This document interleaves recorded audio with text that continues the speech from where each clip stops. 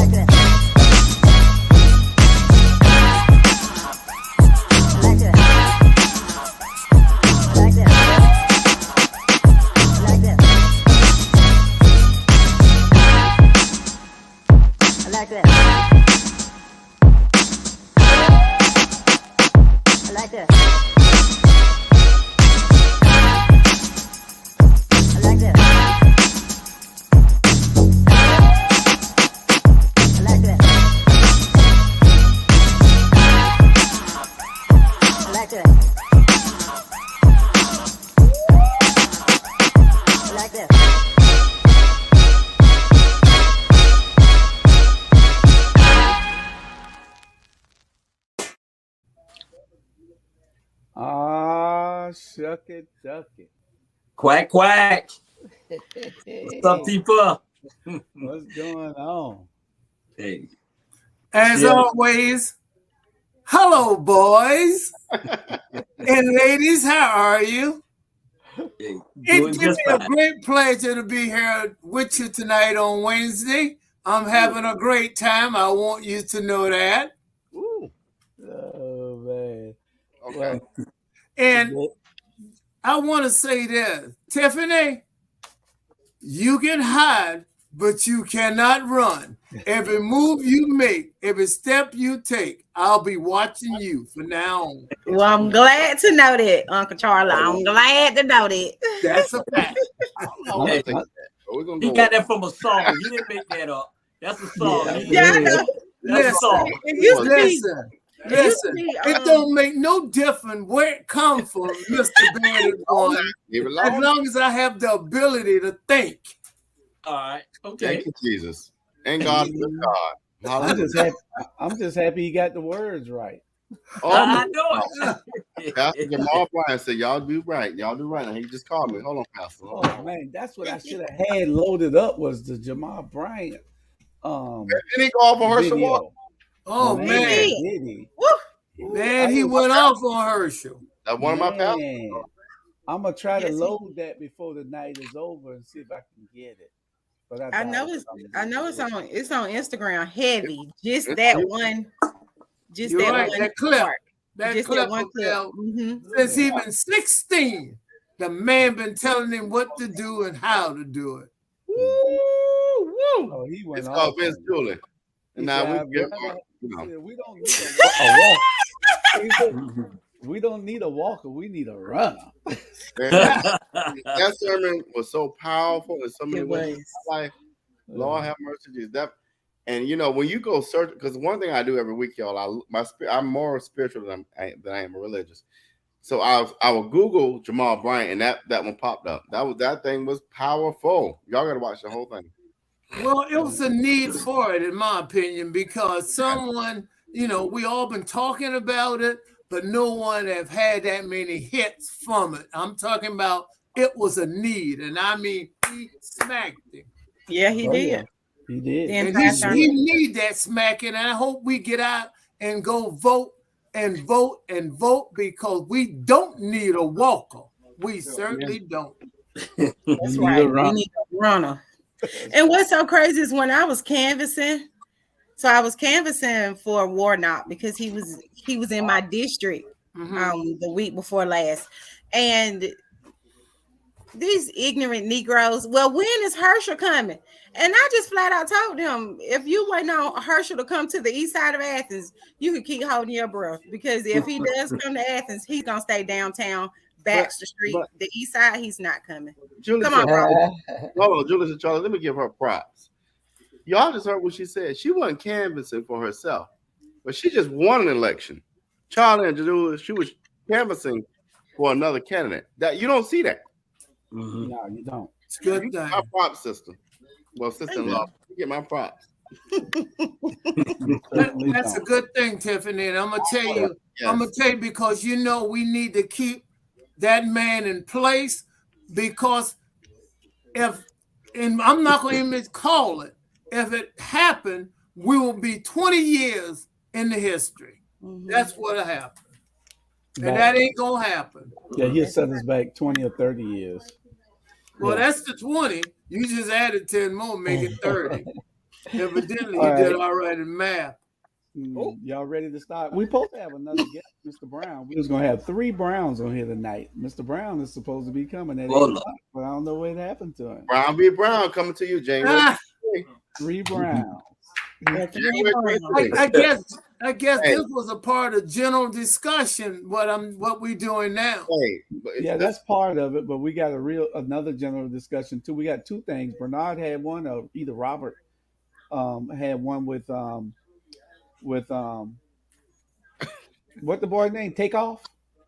Oh, you talking the Migos boys. Yeah, I'm back right tonight, y'all. Kyrie Irving. Well, we're gonna talk Kyrie Irving. Takeoff was one of the Migos, one of the modern day pop cultural hip hop leaders. We're not gonna do that on the Ramble, y'all. We not gonna do that. We ain't gonna act like we don't know who the Migos are. Yeah, we know who the Migos are. Beyond our no, we're not. We gonna show our ages tonight. When we talk about the Migos, we gotta talk about 2 Benji and what's the group called, Julius? Chris and your nephew. Traveling it. Yeah. Oh shit. All the guys was good guys, man. Yeah.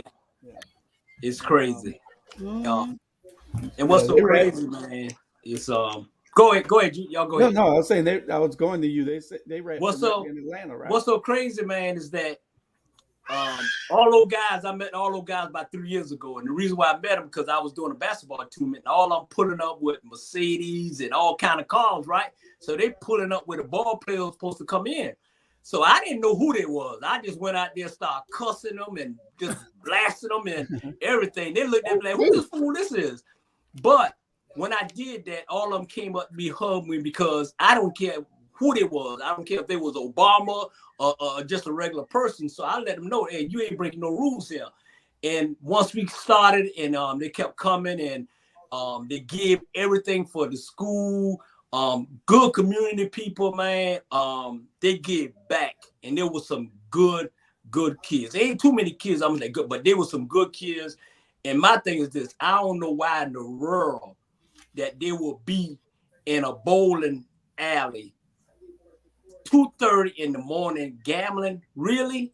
I mean, it's just crazy. And then I found out what the story was. It broke down, and then it wasn't just no one shooting. It was like everybody shooting, and it hit him in the back of the head. And man, it's a hurtful thing, man, because not only that I have personal with these guys and these guys who play football, basketball. I mean, I'm be honest with y'all, I am totally drained because I see these guys and it's like, man, I am tired. And I'll be honest with y'all, I'm getting to a point where I'm just giving up. I'm just tired. I mean, I'm just tired. And these kids just going around killing each other. And this, man, you get to a point where it weigh you out. And I'm wore out. I know, Blanc. I've been dizzy. I've been dizzy today too. I was like, what's wrong? I think I just been going a little too hard.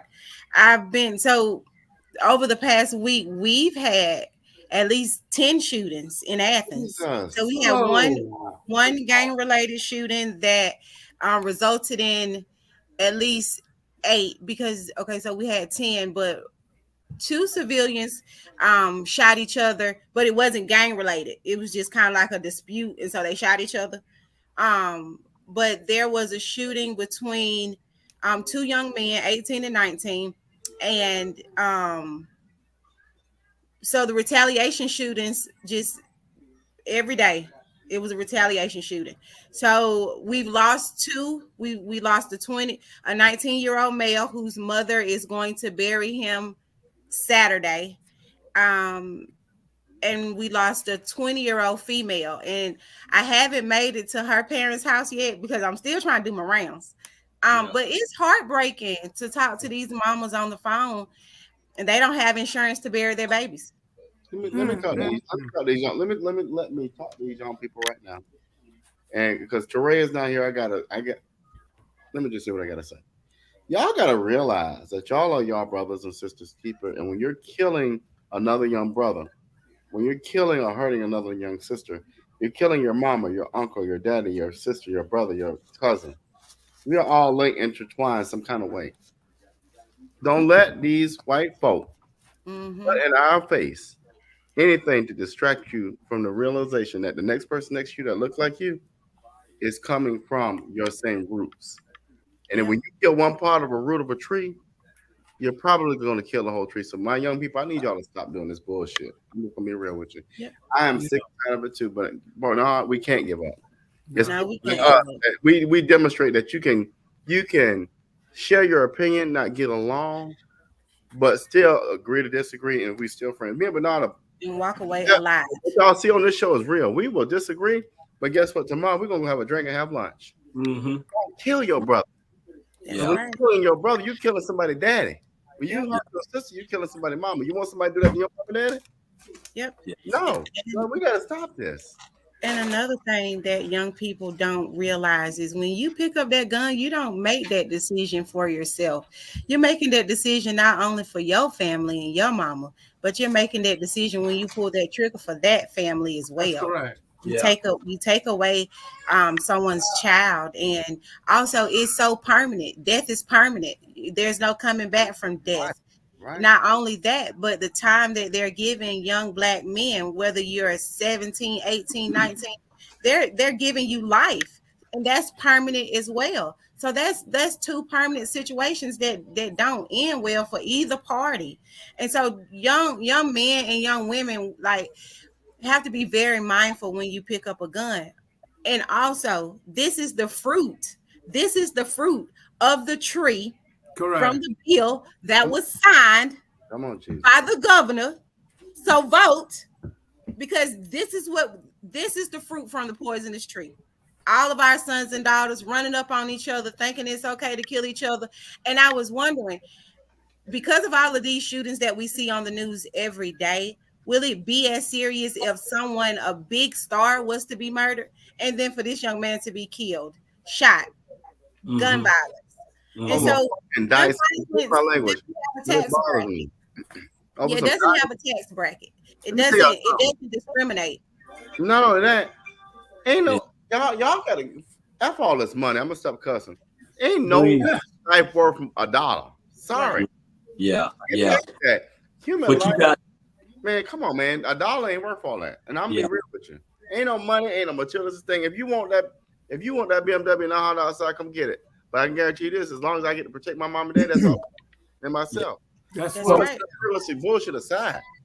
Most of these killings isn't about money, though. These kids are killing each other about money. It's a lot of these killings are over jealousy, and then over girls, and you know, it's crazy.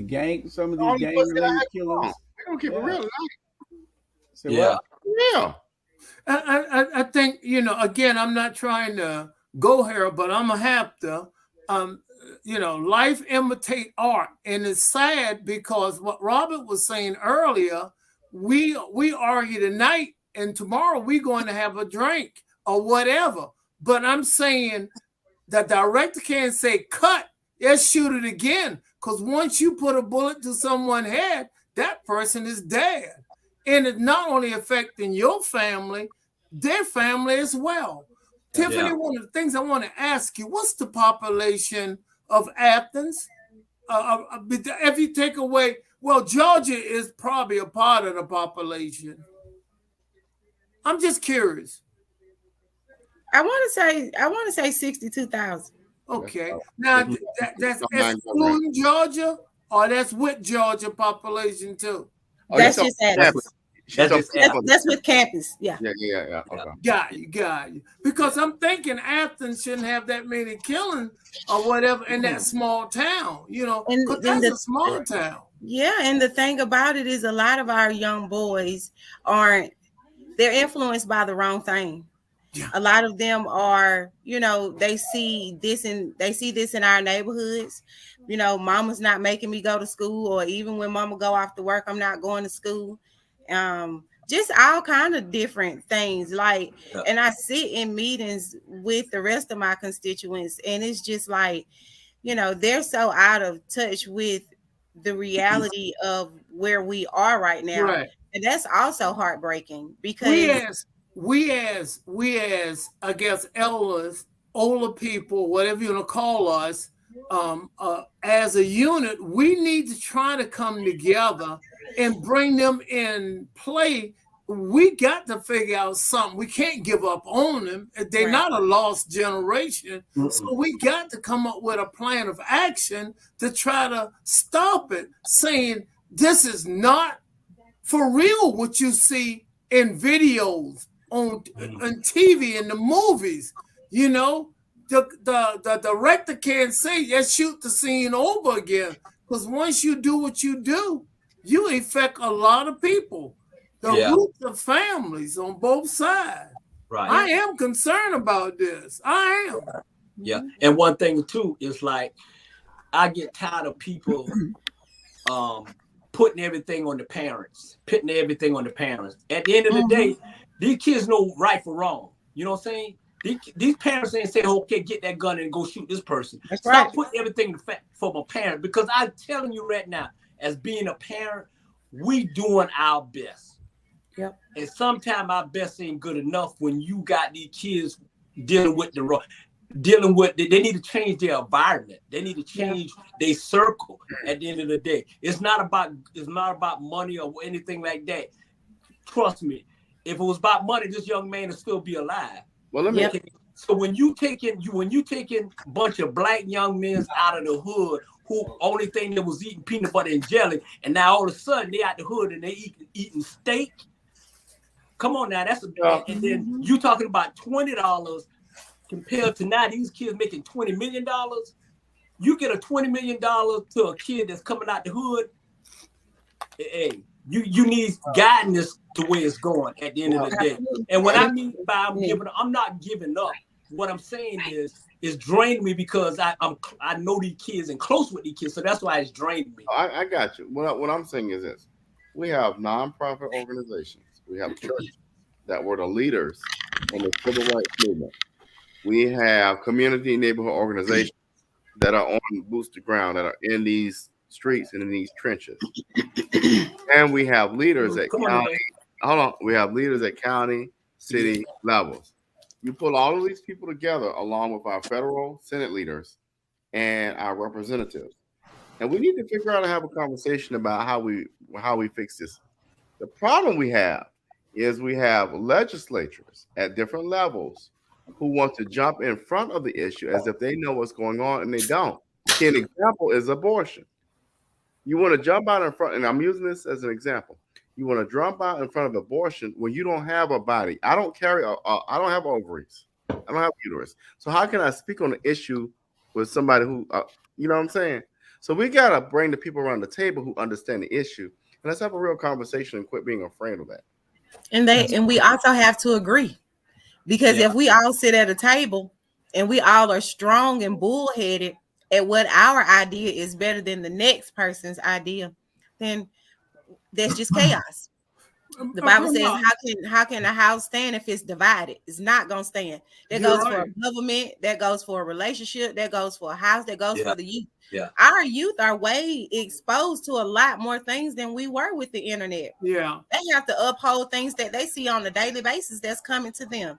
Girls with body issues, males wanting to be strong enough to not be bullied or to look cool enough that, they're over, not so much overlooked, but not bullied and not picked on. I come across this a lot in my community. Young boys not going to school because literally I don't want to get picked at because of what I'm wearing. When I buy shoes, they say, well, it's not about what you wear. You have to teach them self-esteem. Yes, you do have to teach them self-esteem, but you also have to get them baby them shoes.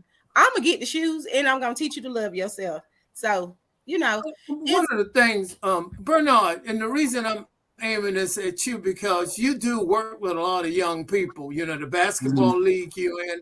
What you think some of the first things we need to maybe attempt to do to start organizing, because you got to have a starting place that can have impact a little bit, and then it can spread like a good virus or something like that. Yeah. What do you suggest? You know what? I think I said this on the show probably maybe in the middle of last year when I said that 4 boys ran up to me and said, "Hey, coach, I love you like that. Right. I love y'all too." And then I said, "What's the problem?" He said, "Coach, all we want to do is have the older people just love us and listen to us. And y'all say these leaders, take the leaders out. Take the leaders out. Take the running for politics, take all that out and put some real folks that love these kids in a room and let's work it out. Because if you're talking about these leaders, they ain't gonna do nothing. Take ordinary people and say, hey, you know what? We love y'all. And let the kids come in and listen to them, y'all. We do not listen to them. That's why we have problems here. When a young kid come to you and tell you I love you and hug you so tight that they ain't gonna let you go, you got an issue there. Something going on. I think you got a good excellent point there. And if you're gonna bring them in this room, guess what? Let them speak. Don't try to put words in their mouth, because the agenda is about them. And you want to hear what they have to say. If you don't willing to listen, then you are the problem. You need to sit back, because what we're trying to do is identify so we can assist you and help you, because you're going to have to pull yourself out of this. And Bernard, that's a good point. To bring them into a room, but we as adults, we need to sit back, because the agenda about them and say, what's the problem? What can we do to help?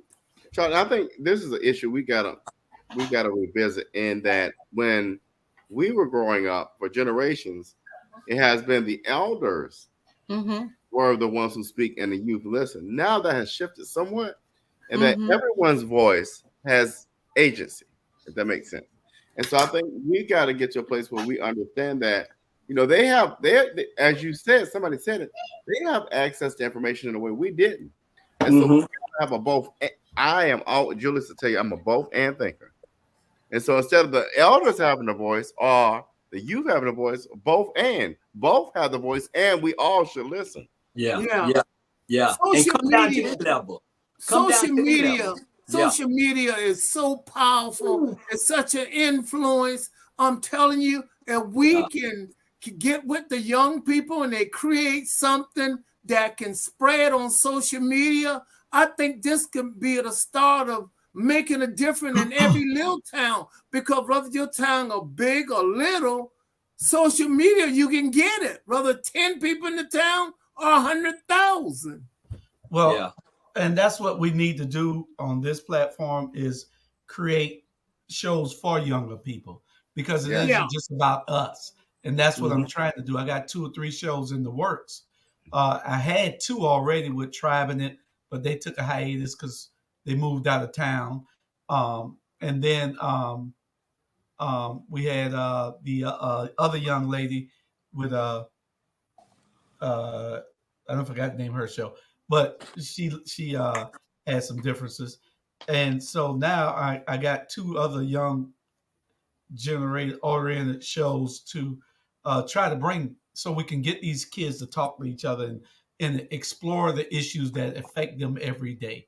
So that's one of the things. If y'all know anybody, send them over to us, because we're trying to get young people on shows here. It isn't just about the older generation, it's about them, because we're on our way out. They're on the way up, and they are the future. And and what we need to do is to shine a flashlight enough so they can see their way with the flashlight. We need to put enough light on it and shine enough light, but yet let them have their voice, because if you listen to what people have to say, they will tell you what's going on. If they want to be truthful, say, listen, we're not here to tell you right or wrong. We want to know what's the problem, because we are concerned.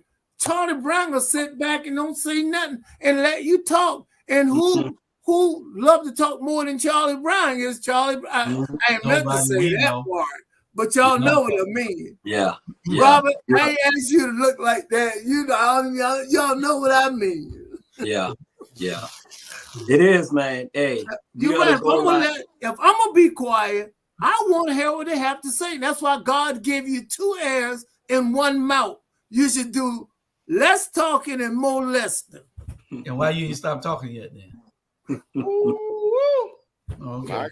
Well, we're gonna get on to the second topic of general discussion, and it's Kyrie Irving. Kyrie Irving shared a link to what the Jewish community is calling a anti-Semitic film, and they are pissed off with Kyrie going to the game, sitting on the front row with shirts on, saying that Kyrie is anti-Semitic.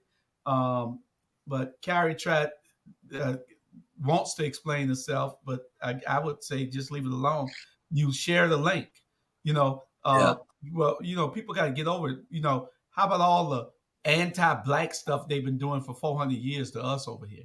Every film they made was anti-black.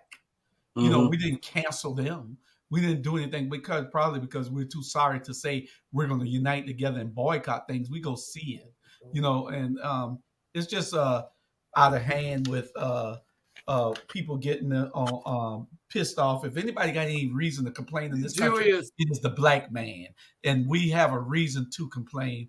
And everybody else just need to get to the side. We got a reason to complain. What you say, Julius, you keep in mind the one who have the goal make the rule, and a great deal of the money was made through them.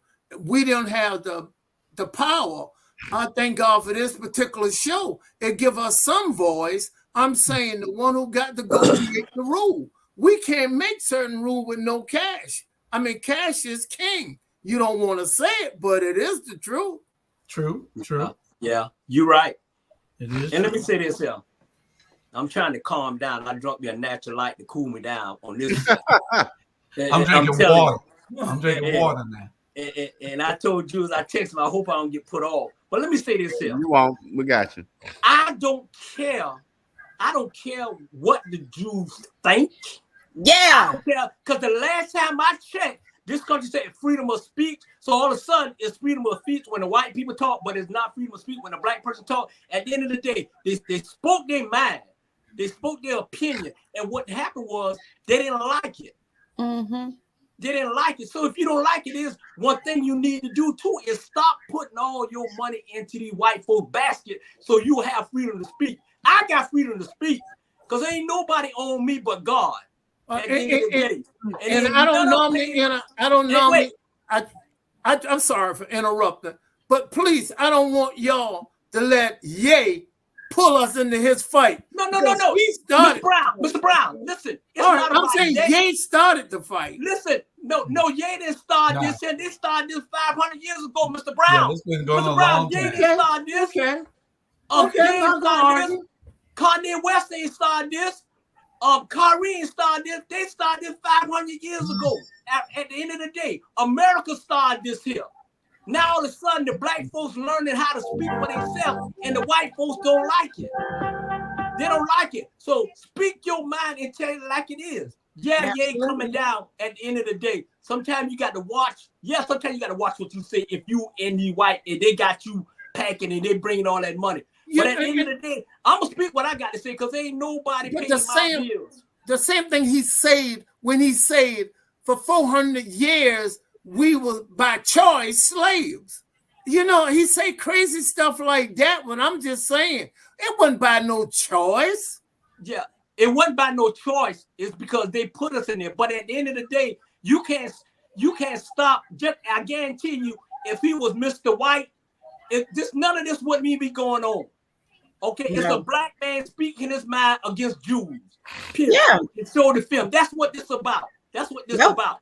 Because when he's talking about us, they didn't do nothing. That's one thing about us. Gotcha. Right. We never stick up for our people. We'll let anybody talk about us anytime we want to. And damn, I'm gonna start letting them talk about us from now on. Stand up and be a man, no matter what. Or a woman, and make a change. A woman. That's right. Stand up. Stand up or shut up. That's right. Yeah, because it's a lot of companies that profited off of slavery, like Aetna insurance company. They're still around. Aetna's still around. Aetna's still around. They were brokers back then selling us. You got the Rockefellers and other companies also that profited off of us. And we, they weren't canceled. So we not only that, but to your point, when Kanye West made all of those remarks about Harriet Tubman and about black people, no one better than I. Yeah, they still would have voted for him. They still would have voted for him for president. Yeah. They still would have, even though he bashed black people. They still would have voted for him. I was up and I immediately started protesting everything he stood for. Me personally, because it was an insult. It was not the Mayflower. We came across on it, but we was in chain and they had guns and weapon on our throat. We couldn't do what we want to do. So I don't know where he got his history from. He blasts who he want to blast, but Charlie Brown protesting because for the fact he only hop on that bandwagon, I get to get some more attention. Come here, us in the eye. Nobody really say that much to him. They continued by his music and his shoes. I didn't. Yeah. I never buy a pair of shoes. It's us as a race. It's us as a race because we should be counseling people with the spending amount the spending power that we have as a race. For us to be so minute at standing up for ourselves and let people just say whatever they want to say about black people. Oh, you're lazy. You're not gonna do anything. You're not gonna be more than what you see. We have to break that stereotype with this generation that's coming. Right. Tiffany, let me give you an example. Just a little short, sweet example. Oriental restaurant. Black people be lined up to go into them day and night. You go and ask them for $25 for your church bulletin. You've been their customer for years. I'm talking about go there 2 or 3 times a week. They will tell you no. No, they ain't giving you nothing. Nothing. Ask them how many times have they spent any money with you. I don't see blacks be going into Bobos. I'm naming them. I don't care. They be going into Nancy's. Exactly. And guess what? Basically, on Friday and Saturday, the paycheck the paycheck go into the Spanish neighborhood, into the Oriental. None goes into the black, and they ain't got no blacks working for them. Hey, Charlie, let me take it a step further. I was talking with my cousins about this earlier. How much money went to Ukraine versus how much money went to make sure black folk in America were doing well? Y'all do the math. Absolutely. Wow. Y'all do the math. Yeah. Okay. Yeah. They care I about said the same. I said Days, brother. that care about President Biden. everything. Oh, go ahead. Go ahead. I'm sorry. They care about everything in the world except us. And then Yeah. guess what? It's us in Congress voting to send the money over to Ukraine. They should Yeah. say, hell no, we ain't sending Ukraine nothing till you get us right over here. Yeah. Yeah. Yeah. Yeah. See, Real talk. all Real those talk. people got money. Real talk. Y'all gonna be They mad don't about this care. statement. Y'all gonna be mad about this statement, but Warnock, you got one more term to show me what you're gonna do for us. Yeah. Or else. Yeah. Make And them then count. next time, hopefully, Harsha won't be running. You know, He I got got Herschel running. He got more around with this one running. I I'm right there.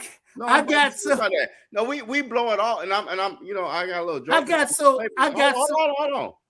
But we got to stop putting folks in positions of authority who don't look like us, but who want to play fair for us. ain't doing us. You better come on. I'm telling you. I will support. Hold on. I will support our people all day, but it's time out for neglecting your communities when you came That's from right. less than. Right. So you Period. do right, or you gonna get out. Period. Yeah. And here go one more example, and it hurt me. Miss Brown, who's my wife, she'll tell you I get so upset because I don't go at them. You ready? Seafood Delicious Croft from Savannah State College don't have not one black employee, not even sweeping the floor or putting the trash out. They could hire one black person to ring the register, do something over there. It's Spanish and Orientals, I guess. That's all I ever saw in them when I go by. I'm gonna do you like I told Daddy. We're gonna use the word Asian, not Oriental. That's political correct. Okay. We're not gonna use Oriental. It's But terrible. you know what? The blame For falls Latino, okay. Right. the blame falls right back on us because we are our own worst enemy. Yeah. We Yes, do we it are. to ourselves. Yeah. Yes, we we do do. not know how to take care of ourselves, and we let everybody divide us. Now, there is something that I did want to say. People wonder, but that's on our third. That's our third subject tonight. I'm glad you asked. We'll get to that after a while. So with working on workforce development, I was saying that I wanted to increase my number of employment by 1%. Well, Tiffany, we've tried that in your district. No one is going to come to work. Everyone is going to make excuses as to why they don't want to work. And what I've come to find out is that's true. Tiffany, hold on. You know why it's true?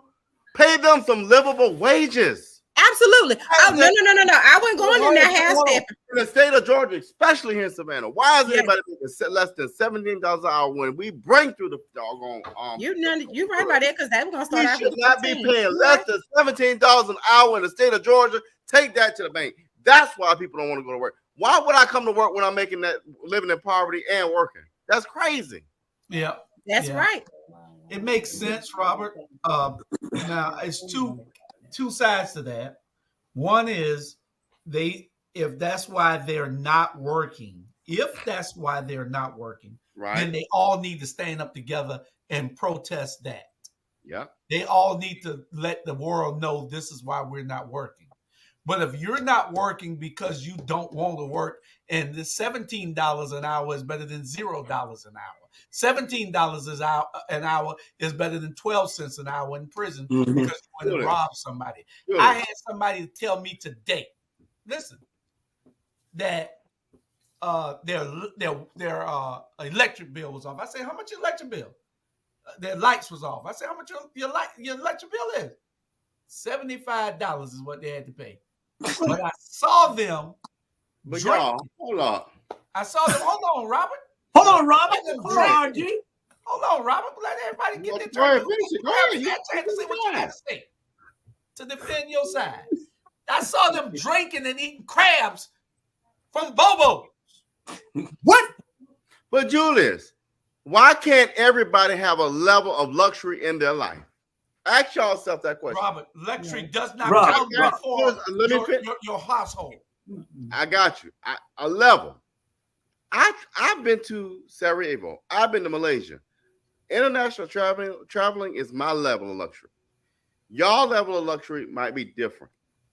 But if all I can get is a bottle of teleport and some crabs, that ain't too bad for me.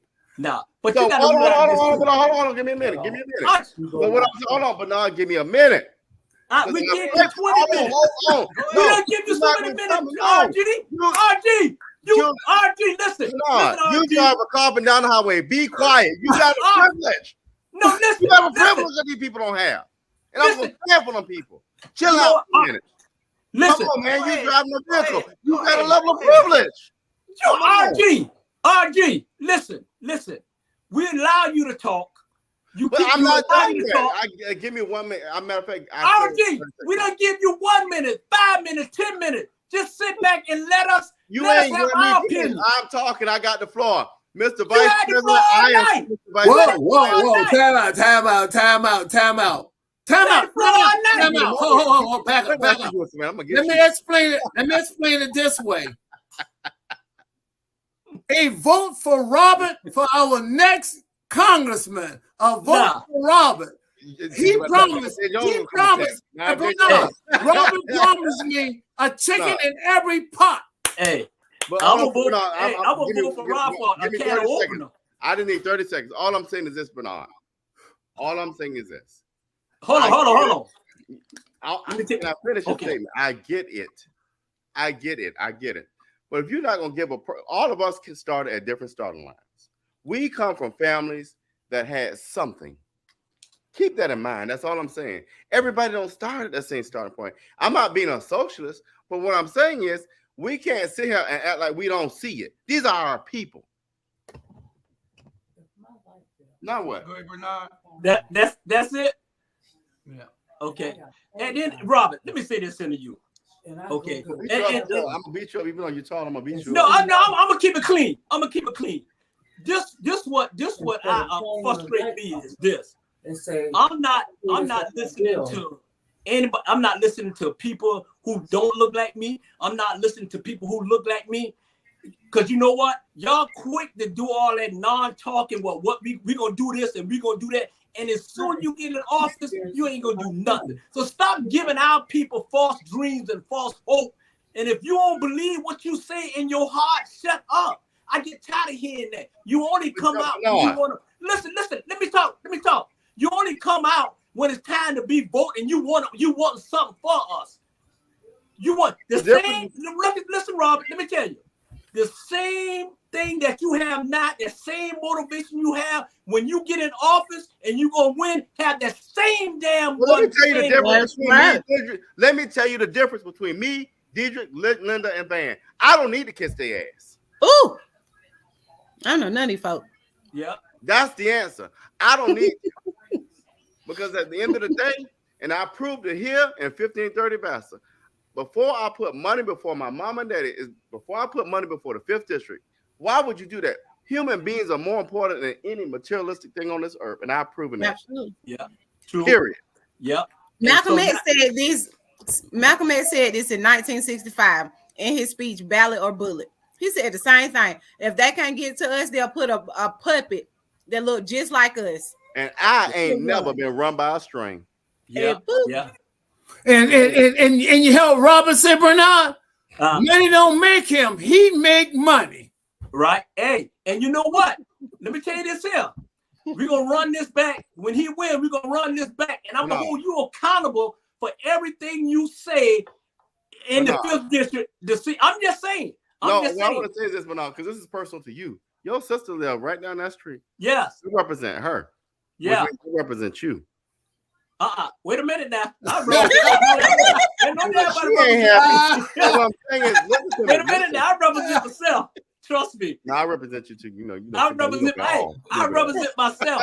That's why I can say what I want to say. So when they come get me, I'm going to jail. What people got to realize is when you get in office, when you step and you put your hand on that Bible or whatever you think, you are not only committing to God, but you're committing to 100,000 of people that you're going to do the right thing.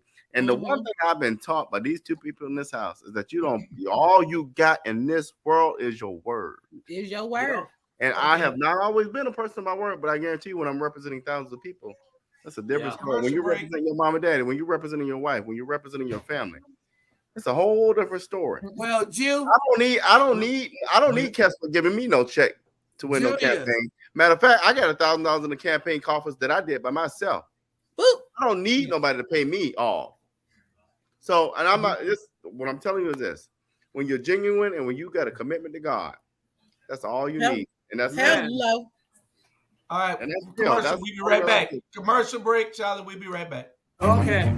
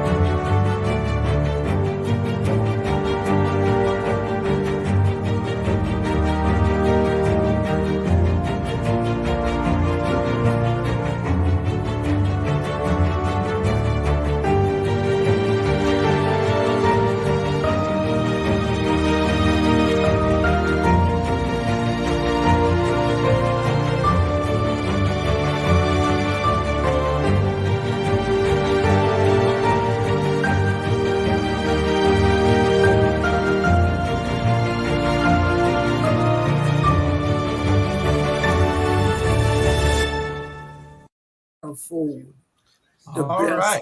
of whatever. All right. You can't have a conversation on the side unless you mute your mic, please. Oh, did you get the hair? What? The conversation? Who's Yeah, what? You froze?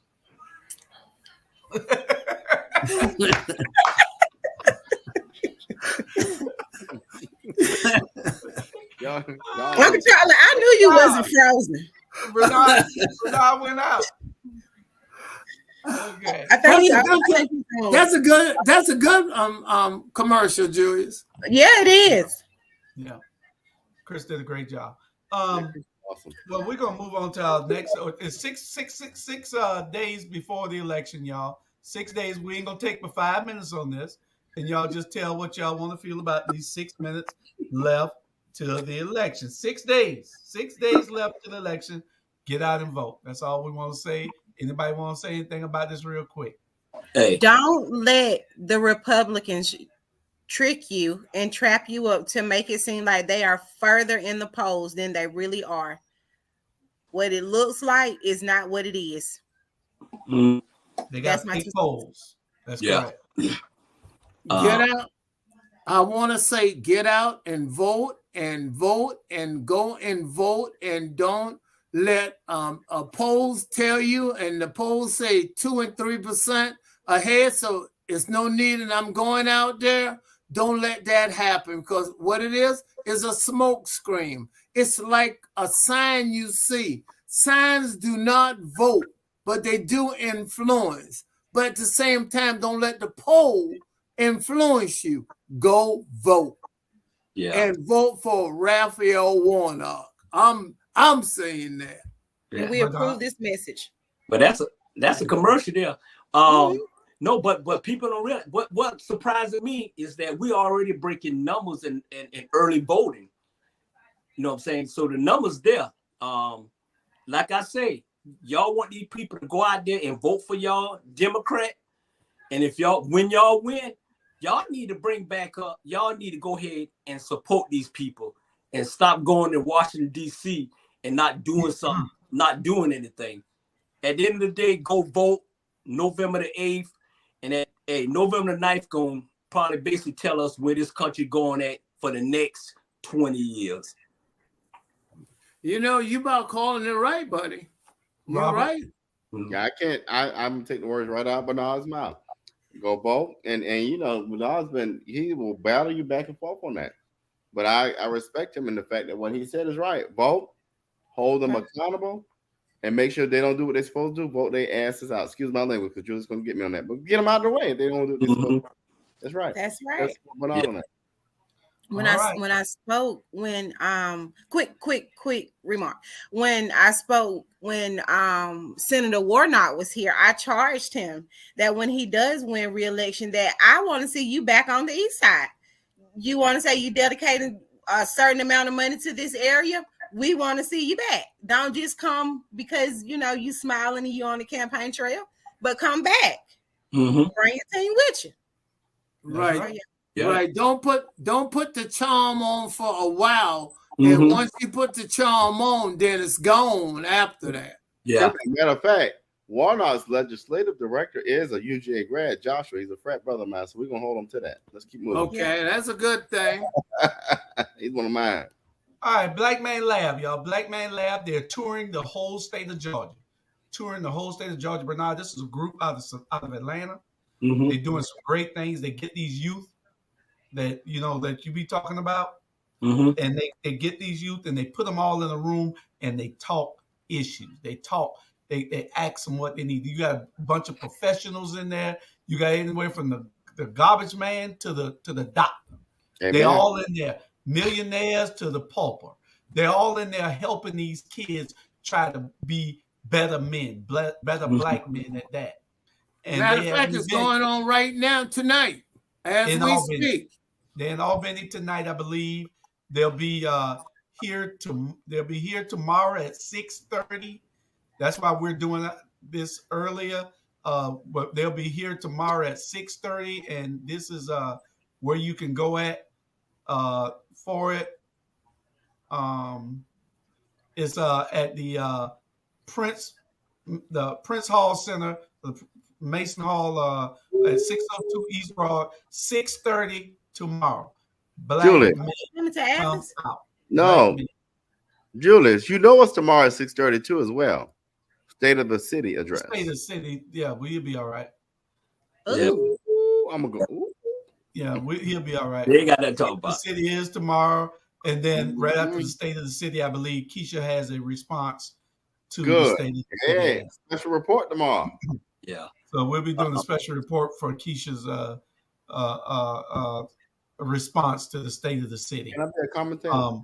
But Black Man Lab is two of the people that I know in it, and y'all might know the ex NAACP state president Francis Johnson.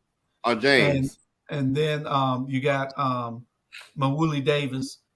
They're both attorneys in the Bozeman Davis law firm.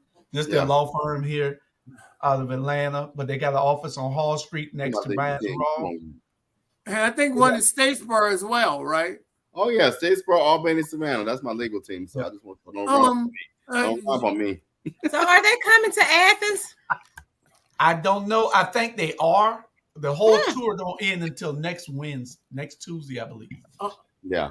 They're going to engage. Are they going to engage with the young people and let the young people speak? Yeah, you and Biscuit need to be there tomorrow, and bring Charlie also if he's off. But we need all black men there. Not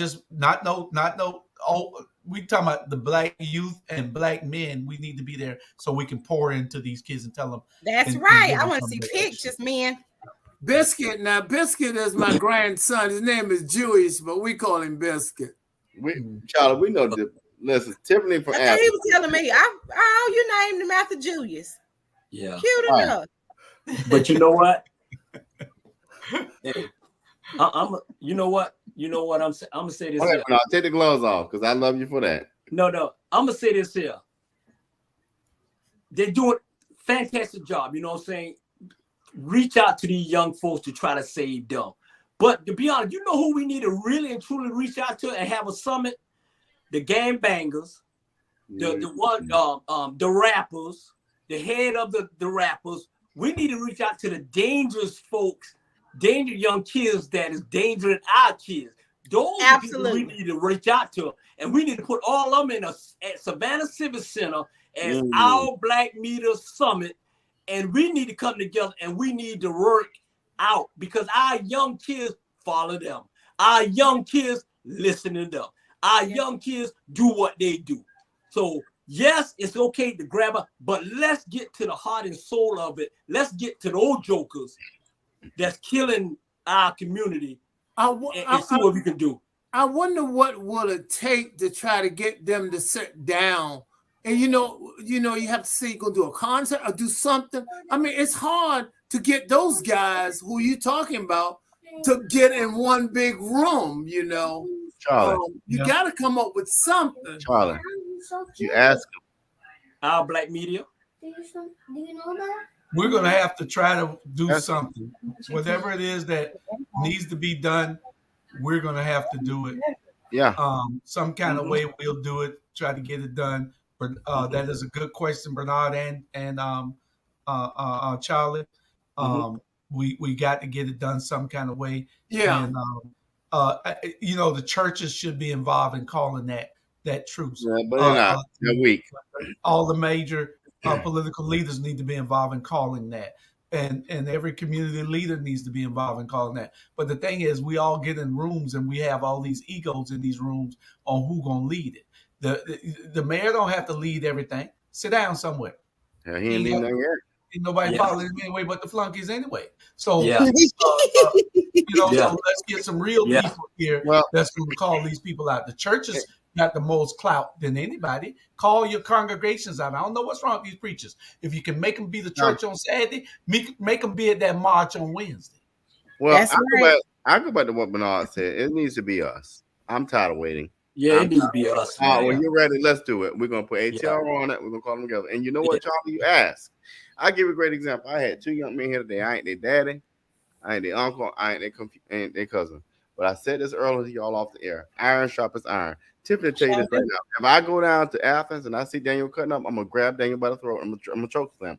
Because that's what we got to do. Black males raise black men. Period. Period. Yeah. Period. Jules will grab me to the side and throw me on the wall, and I'm going to listen because I know better. Yeah. We got to stop pushing around and do the job. Yeah. Because you know what? Let me tell you something right now. Our black media, people know us, they recognize us, they listen to us. And I keep saying, if we got to do it alone, let's do it alone. Period. Yeah. We don't need no high profile anybody. We already high profile enough, buddy. Believe me.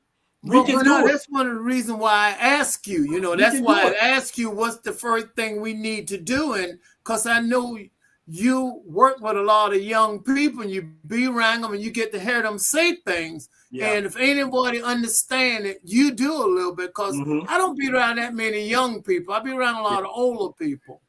Yeah. I call older people. Yeah. And you know what? What's killing me? I call them my 8 daughters. And this the truth. We had I call a meeting on all of them because there's an incident that happened with one of my daughters. And that's the reason why I didn't come down to Savannah. And so I called all of them. And I ain't gonna lie to y'all, I'm gonna keep it real with y'all. I got so angry that I couldn't sleep the next night because I'm thinking negative thoughts. And I'm thinking negative thoughts about these young black men. And I'm telling you, these women need to stand up and leave these young Negroes, don't mean them nothing, alone. Because at the end of the day, they're going to destroy your life. We stayed on a conference call for a whole hour and a half, and I was preaching to it. I was cussing them out. And I never felt this way in my whole life, y'all. My mind, thank God I had God in my mind and God in my soul, because right now y'all probably would have been putting money on my books. Wow. Young girls need that, whether it's from their father or not. I had conversations with my cousin's dad. He's not even my uncle, but when I was a teenage girl and I was trying to find my way, he was the one who talked to us. He was the one who put us first in every scenario. He always talked to us to let us know you have the final say in this relationship. You have to say so. Yeah. You do. And if he makes you feel less than, then why does his feelings is more important than your feelings? Yeah. And so he put that in, and I'm grateful for that. And like I said, he's her dad. He wasn't my uncle. He was just her dad. And even to this day, being newly elected, he still gives me advice. He tells me, Tiffany, know the facts and act like you got some damn sense. Yeah. Yeah. But Julie said, but look, Charlie, going back to your question, Charlie, you want to know the answer to that? Not only does Bernard have the answer, you remember when we were having a lot of killings in Savannah, Todd Rose put together a rally. And I pray God Todd runs for city council and beat Linda. I'm being nice. Because Todd has the answer. He's with these young. Todd Rose created, Tiffany, because you don't know this, Todd Rose created a youth program that has inspired not just the youth, and the parents. Yeah, he did. That's right. That's powerful. That's right. And the parents. Bernard Brown has coached young people to be better than what they thought they could be. That changed. We need to get with a Todd Road, and we need to be a male figure in a lot of the young girls' life. Yeah, we're not doing it so into them, and let them know they are valuable and they're not to be taken for just a dumping ground. Absolutely. And, yeah. Man, it's sad. You know what? Real. And I'm about to cry. You know what? Get me is that, ahead, brother. I'm right here with you. It's sad. It's sad that we got to tell our young women. It's sad that we got to tell our young women to stay away from our young men. Well, because they're gonna destroy you. Man, yeah, it's sad. It's sad. Yeah, it's sad. It's not all of them, Bernard. It's people like you. It's not all of them, but I'm just saying, man. Like you, Julius, Bernard, Charlotte, JB. There's good ones out there, but you just gotta have discernment. Hold on. You gotta have discernment. Yeah. It's crazy that you say that, because I just ran into one right in front of my door, one of my mentees, and him and his girlfriend fighting. You know? Huh? How old are they, Julius?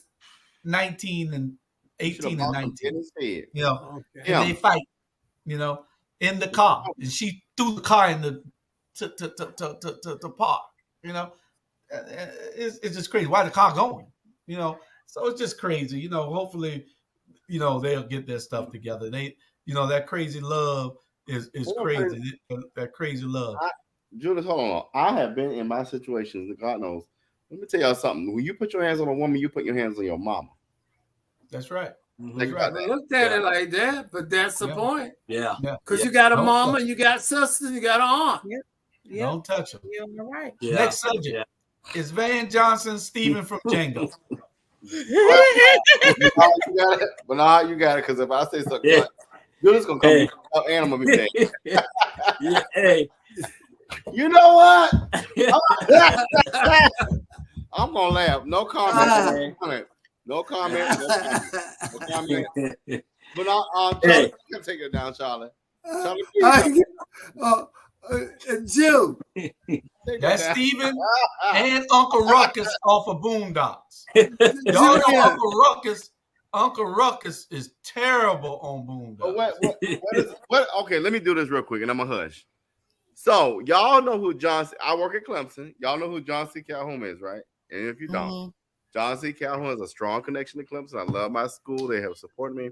John C. Calhoun is a segregationist who supported slavery. In Savannah, we have a vice president, right? Hold on. In Savannah, we have a John C. Calhoun Square. The city council, and I know our strong three were like, hey, we need to rename this square. Mayor that looks like us said, I don't know, we need to put a moratorium. Let's table that, because I still want to make sure John C. Calhoun is valued, even though we Shut up. I'm gonna leave it at that. Bernard, your turn. Yeah. You know what? Yes, he did. He both of them. And trust me. And I'm telling you right now, I done, like I told you, I did a show Saturday night and it went off. This dude, man, is one of the most disrespectful black man that ever come besides Clarence Thomas at the end of the day. And I don't respect him. I really don't like him. And I know for a fact if we run into each other, it's going to be on. No. He know. Because ain't gonna be no tables moving. Yeah, we're gonna just because I'm gonna say this here. We're not gonna do that. I'm saying this here. I'm gonna hit you in your knee, mother. I'm gonna hit you in your knee now. No, I'm saying this. Bernard, we can't do that because young people look up to you. No, I'm just saying. I didn't say that. I'm just saying, when it ever happened. But I'm just saying this. He's not for y'all.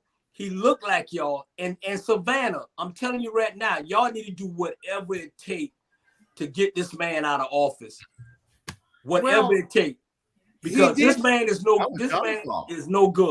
This man is no good. Now he did say this. He say John Calhoun name used to be a vice president. We still have to put a mark up to say a pass square with John Calhoun. And I don't know why we have to do that. I mean, we took down racist Confederate statues in Athens, and there is no marker that says that statue ever stood there. Right. Yeah. So hey, they need to take him down. He's trying to and not leave a marker. He's trying to appease white people. That's what he's trying to do. That's it. Been doing ever since he got the office. This picture is indicative of this man. He's Stephen. They look like triplets. No good for us. They look like triplets. They do look like triplets. And seriously, he saw me and my wife the other day. We was at the basketball game. He saw us turn around and went the other way. No. Yeah. See, he thinks this is all about him. Hold on, Rob. He thinks this is all about him. Right. Dude, this is bigger than you. This is way bigger than you, Van Johnson. This has nothing to do with you. Except that you just happen to be the mayor who is a sellout. Other than that, this ain't got nothing to do with you, dude. This is way bigger than you. This is about the detriment of our community, which you are a big part of. You play no role in doing anything positive for our community. You can put all the grins and the shines, and you can have all those bootlickers following you who don't want to open their eyes and open their ears and tell the truth. But this is bigger than you, Van Johnson. This is not about you, dude. Everything is about you. This is about, you don't have to bring your personal into the political world. I'm going to talk. I think you're a swell guy when you ain't the mayor. But when you the mayor, you are some garbage, dude. Jude, the number one question I've been asking them, they say some of the ones I talked to him doing a good job. I said, what has he done? Please tell me. And none of them can come up with an agenda. None. Yeah. If you doubt me, the next time one of them say he's doing a good job, say in what capacity, I want to know. When West Savannah like a third world country over there. Don't stop me, Charlie. Don't stop me. Yeah. I am 44 years old. West Savannah been like that since I've been one. And I ain't talking about West, because if you're from Savannah, there's West Savannah and there's West Side Savannah. But both of them ain't had no change. I'm saying which gets me to District 5, and we can get to her next. But my thing is this. My thing is this, and my daddy was bad at this. Because Charlie, he used to do this. Yeah, they doing good. Just because they're black don't mean they do good. No. Right. Absolutely not. Yeah. No, but don't y'all agree? I mean, ask the next time someone confront you, ask him that, because he hadn't done absolutely nothing. Look what he have done downtown, around Savannah, other places. He hadn't given the black people nothing. And guess what? The liquor license, when they try to get one, they all have problems trying to get one. Yeah. And the stimulus money, number one black business got the stimulus money. Yeah. And when you take $88,000 to redo your office, that could have been $88,000 to put those homeless people that you remove from, now they don't have no way to go. Dude, man, this dude ain't nothing but a punk. And you know what? It's like this. The black folks in Savannah is allowing him to do that. Vote him out. Just like y'all had enough vote. Y'all had enough vote to put Biden in president. Y'all got enough vote to put him out. Just get to the right people. He's going to have to go. because he have silenced those women. They can't put nothing on the agenda.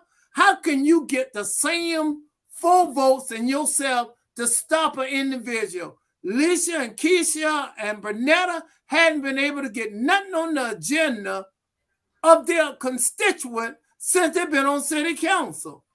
They vote every time no. And Mr. Brown, part of that is if you were genuinely concerned with the community, you let everybody put the stuff on the agenda so that you can vote it up or down. But part of his mastermind to undercut these women and to fool the public, so he makes sure that they can't put anything on the agenda, so he won't have to vote it down, because he's not concerned with doing anything in our community positive.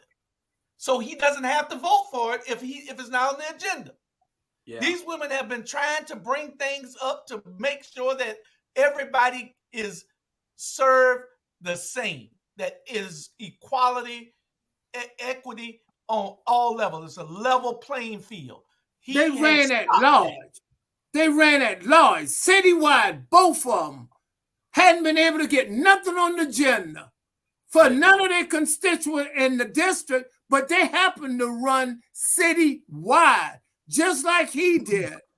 Now, why hadn't the people jumped on him and said, why are you silencing them? That's not right. Yeah. And it's like this. Hold on. Go ahead.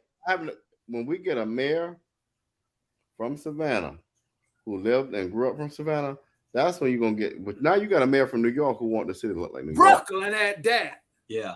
I'm just saying. Y'all run tell that. Yeah. Why is he accepting all the money, Bernard, from people who he said he would never deal with? Told me out his own mouth, I'm not going to ever deal with him. They then gave the ex-mayor $311,000 to run against him. All he had was $50,000. And he said he wasn't going to never deal with these people. But now look at this here, where all of them giving him money. All these same people now was on his thing back in April to give him money. And look at his recent hold on, Rob, recent filings. His recent filings, if you look at all of them, you'll think, who in the hell? All these people who are giving him $5,000, $2,000, $10,000. They're giving him all this money to his campaign, with $2,800. Put it up again for a minute, Julius. Put it up again. You and Charlie know this well too well. I can show you everything, but what happens behind closed doors and what I put in my pocket is very different. That's called, hold on, Charlie. That's called integrity. And when you got an MF who ain't got no integrity, you get this.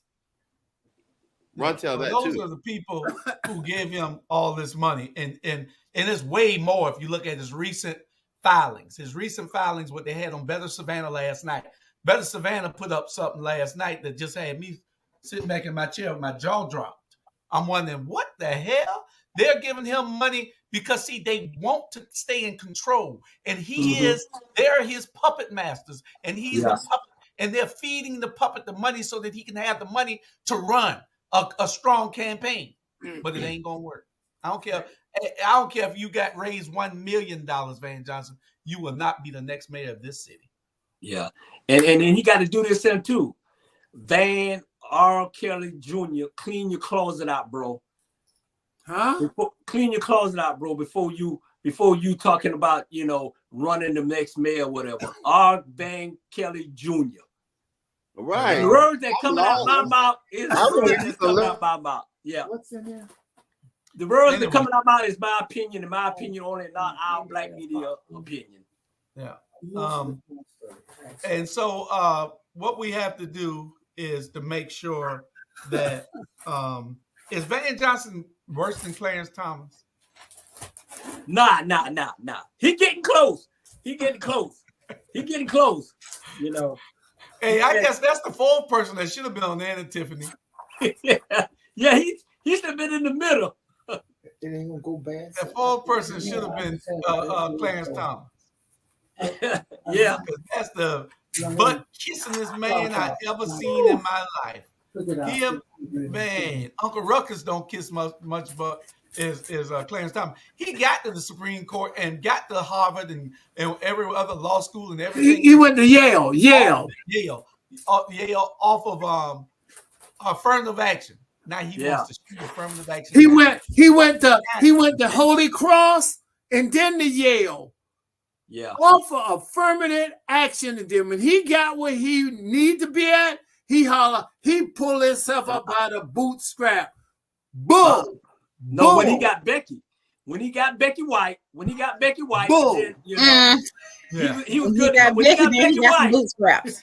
yeah, Becky White get him some courage. The only time you gonna see Charlie Brown holding Becky, he gonna have her lock up somewhere.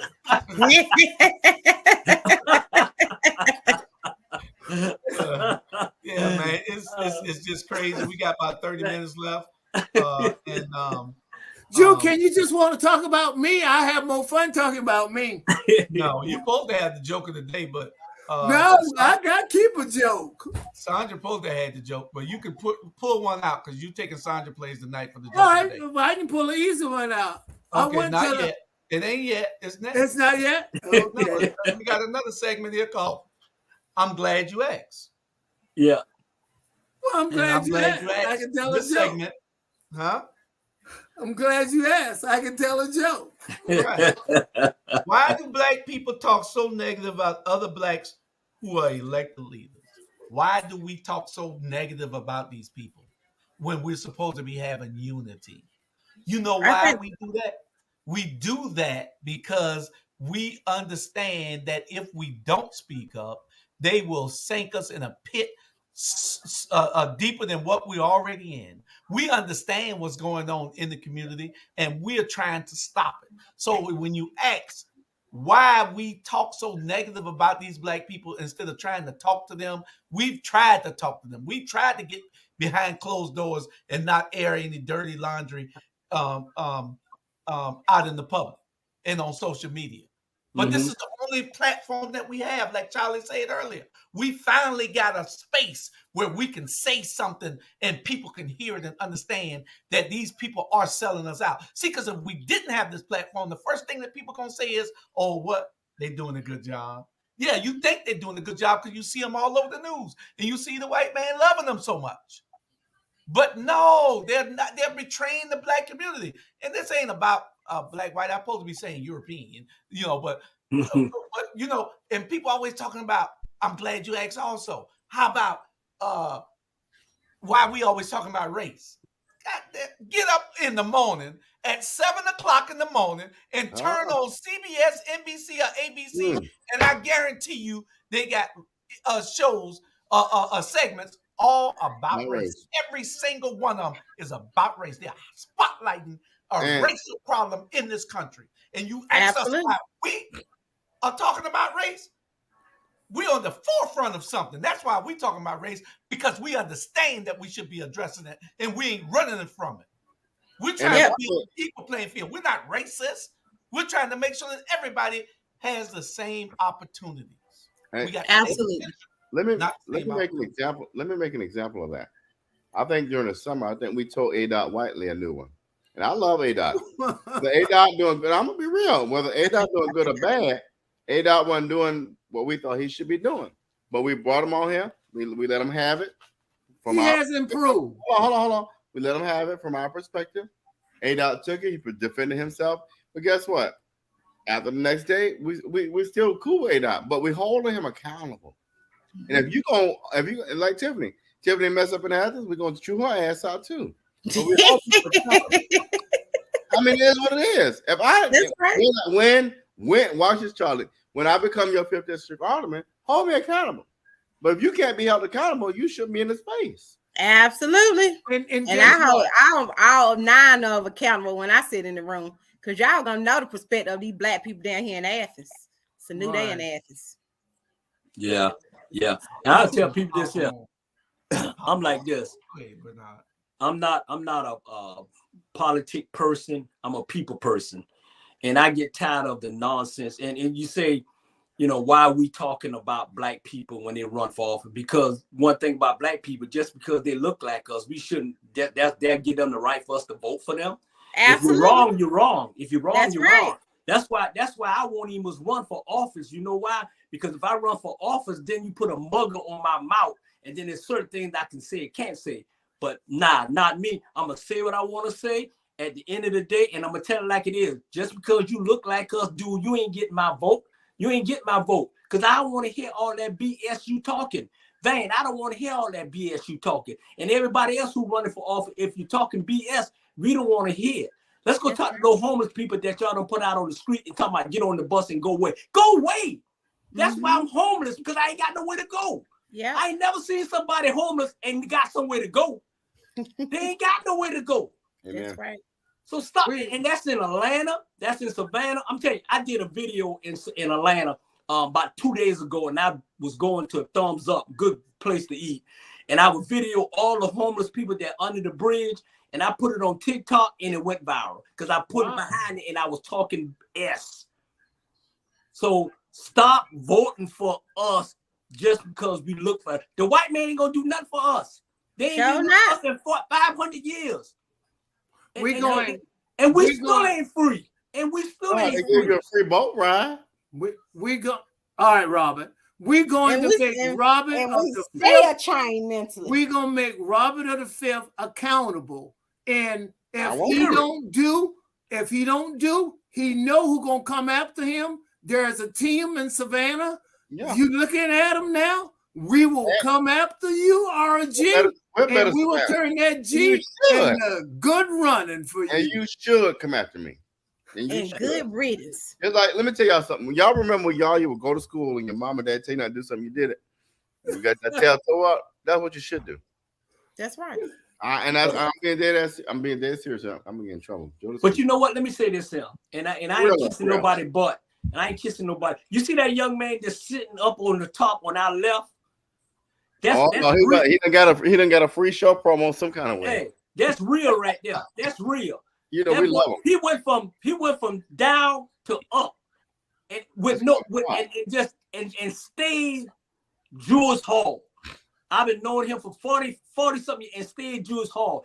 And then people wanted to like shut him up. Oh, he this and he that. Man, shut up. I guarantee you, if he ever want to run for mayor, he got my vote. Okay. All right. And my donation. And so all y'all got talking negative and calling and in my inbox, y'all go straight to you know what. That's my boy over there. That's my boy over there. There. You gotta worry about me. I got you back. That's right. Oh no, this way. The other way. Yeah, this way. Yeah. Mayor. Okay, who next?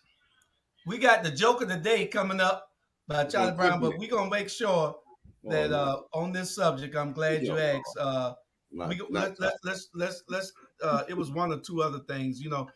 Why do you think, and Robert, we'll let you take this. Why do you think sellouts are not afraid to sell out? Well, here's the difference. And honestly, this people that they're supposed to be advocating for. This is real, and this is truly real. What I'm about to tell y'all. My father just passed last Wednesday, and a lot of y'all know that. But one thing about mom and dad is they left things in a place that I don't really have to sell out. I'll just say it like that. And I don't even know what's before me, but I know that God has put a blessing upon me that I can't even espouse. I'll leave it at that.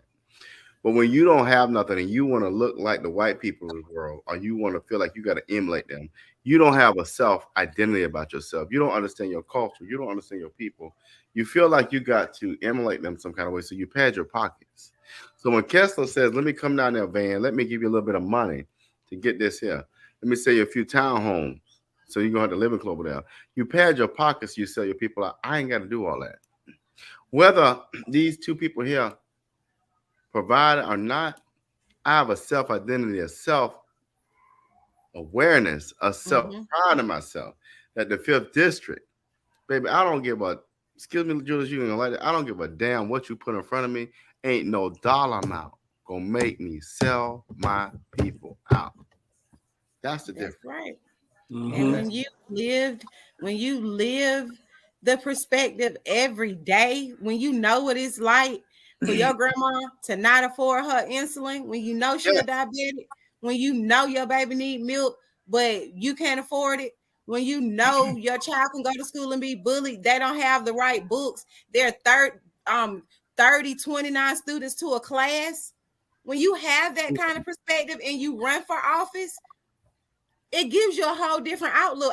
I don't care how much they put in front of me. There's no amount of money to make me sell out the people that I was raised around. And I represent my district. I was born and raised here. Robert, you do know that it's a round table, right? I know. Let me put a perspective for people to this. Hold on, and I'm a hush. There's a perspective. There's seniors that can't even afford their medicine. But what I want to put in perspective is this: it's not just my family or Tiffany families. It's several families, hundreds of families in neighborhoods in Savannah, in Athens, in Minnesota, in Flint, in Jackson, in Miami. That's why it matters. And I'm a hush. No, you're not. No, you're not. Shut up, but you better be come down here. Are you? Ooh, you better be glad. Ooh, Lord. I think it all come down to integrity and right. And Julius Hall been knowing me for a long time, and I've had candidates who look like me who came and asked me, will I work for them? And I say I can't. And the reason why, I make money, money don't make me. And that's what Robert is saying. If anybody know my reputation, I only work for people I think going to make a difference. It is about the people, and that's who you govern for, not your own personal agenda. You put input in, but at the same time, those individuals you represent in the 5th, the 6th, or the 1st, you represent those people. If not, you need to be called out. And that's why Van Johnson is being called out. What has he done for the Black community in Savannah, Georgia? Tell me. I'm waiting for somebody to tell me. Yeah. Because at the end of the day, you're right. At the end of the day, you don't have to be in office to do the right thing for your community. That's right. You don't. You just get out there and you do it. You don't have to be in the office. You don't have to be mayor. You don't just go out there and do the right thing. Okay. If I got to get in the office and do the right thing to help the people, then I need to be, man, please, really? You'll never do it. One of the first things he should have done is do away with that voting 5 and workshop to get something on the agenda. He's doing the people a disservice. Whether y'all want to own up to it or not, it's not fair. Yeah. You know, and one of the reasons that being influenced.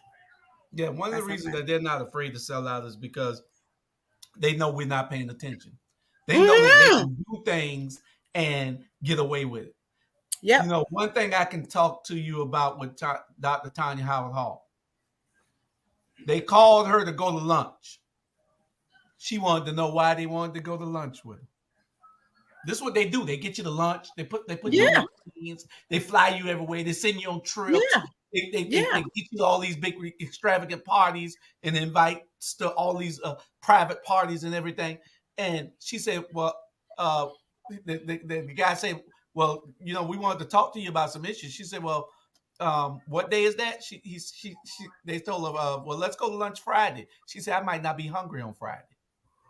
So, you know, and see, this is what I'm saying. Yeah. You know, you got to have that type of integrity. Absolutely. That I'm not going to sell out. You know, Absolutely. some people, after she got elected the first time, they came to her debt reduction party to give checks for her to reduce her debt from running. Debt cancellation Party. And they put checks in it, in a box, you know, and they wanted to give it to her, but she said, no, the box right there, you can put it in the box. You know what I'm saying? Because, you know, I don't want to be influenced by nothing I see you did for me. Absolutely. I'm voting for those 37,000 students every day that I go to work, and that's what she does. And you gotta have politicians like her and Alicia Miller Blakely and Bernetta Lanier and Keisha Gibson Carter and Dr. Tanya Howard Hall. You got to have politicians like this that only cares about the bottom line for the community. Right, Julius.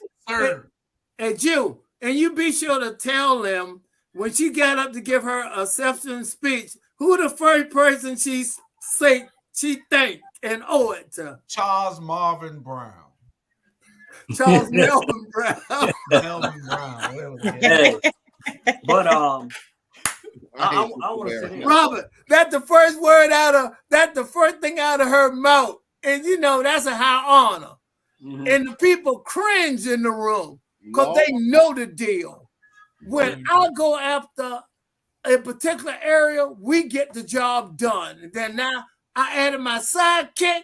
It's like Batman and Robin. No. Long range and hunter. Who Batman though? Who Batman? I'm Batman. Who the hell you think? What the hell you think Robin Batman? Now.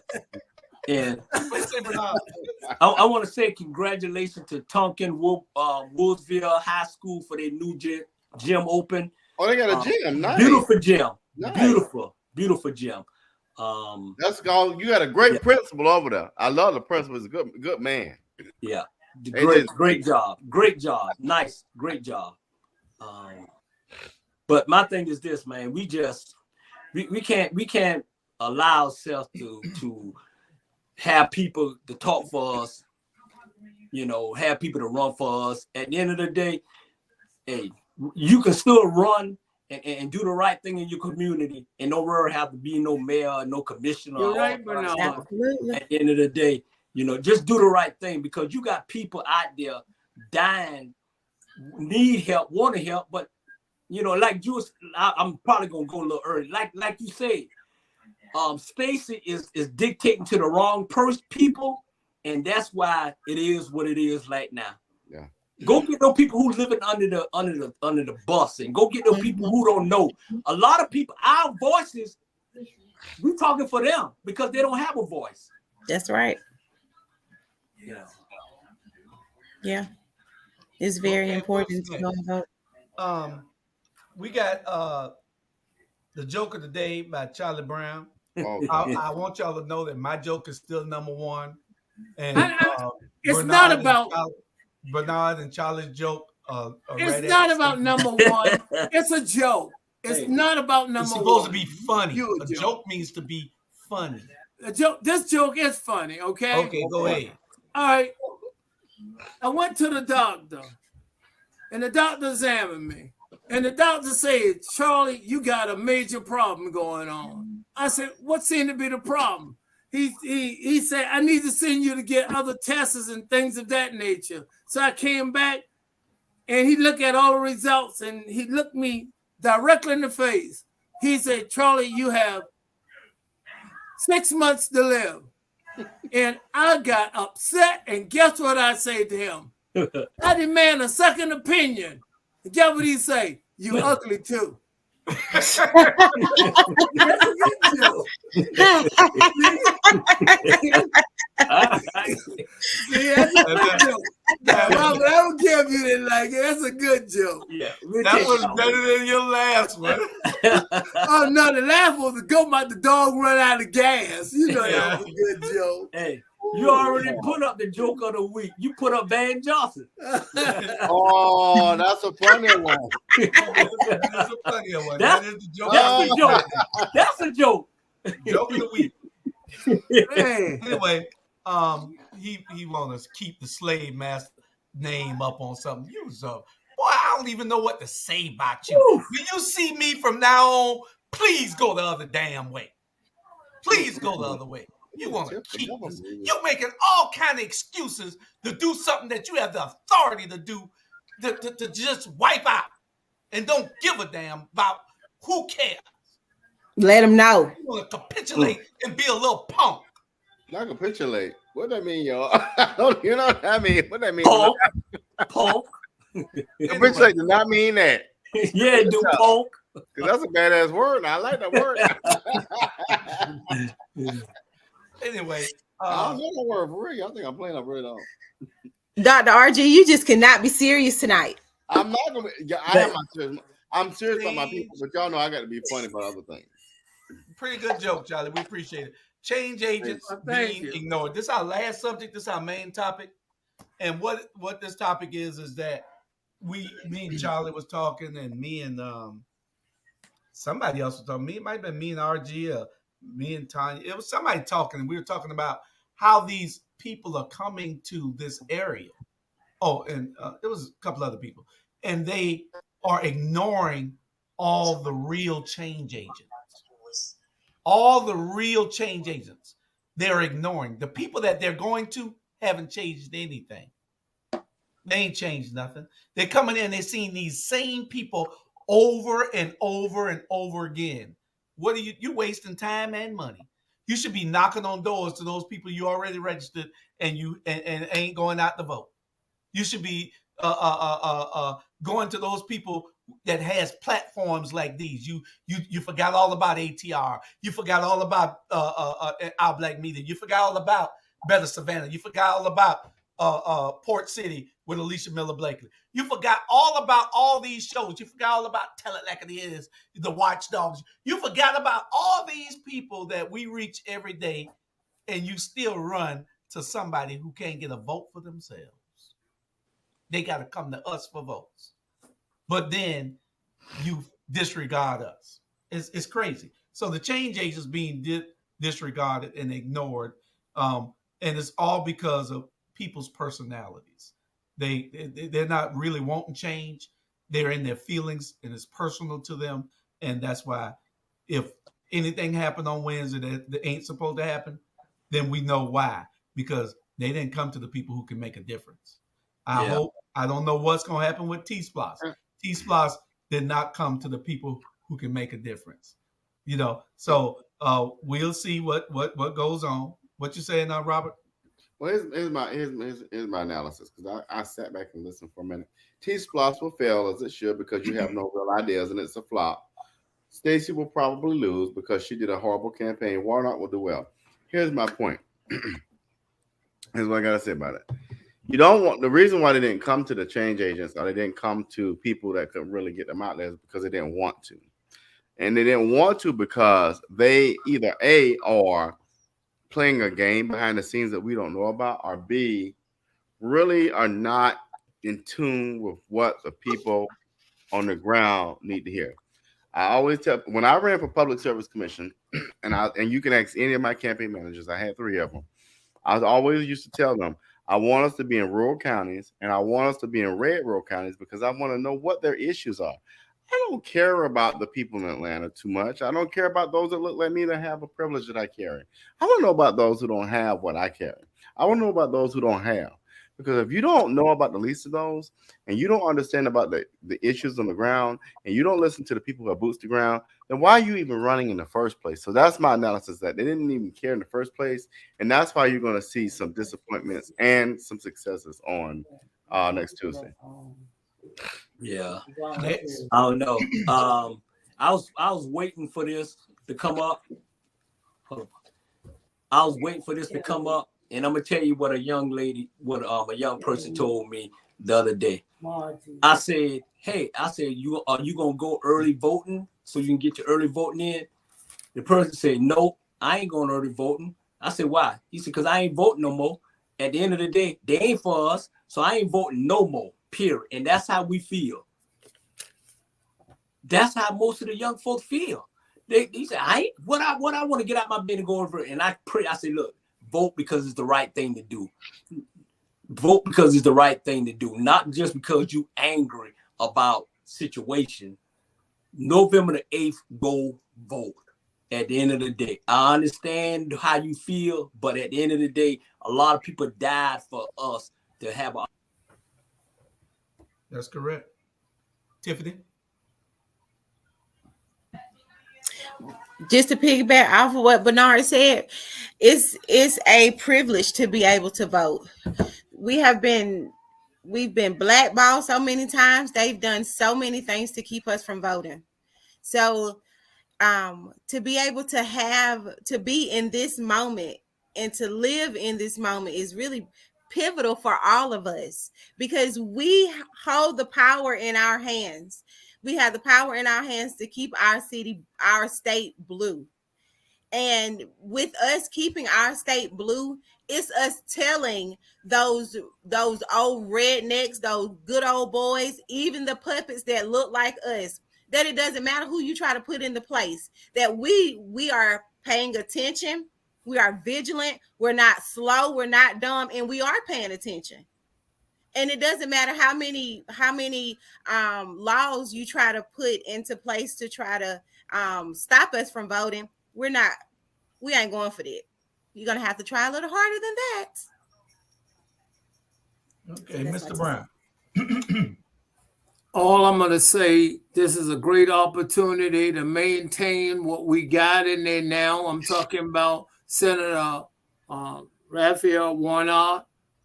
Please get your relatives, get cousins, friends, whoever to get out and vote, because your vote does matter. And that's one thing that gives you some sense of power for you to make a decision. That's all Charlie want to say. Please go vote, go vote, go vote, please. That's everybody. Robert already said something? No. Okay. Yes, I did.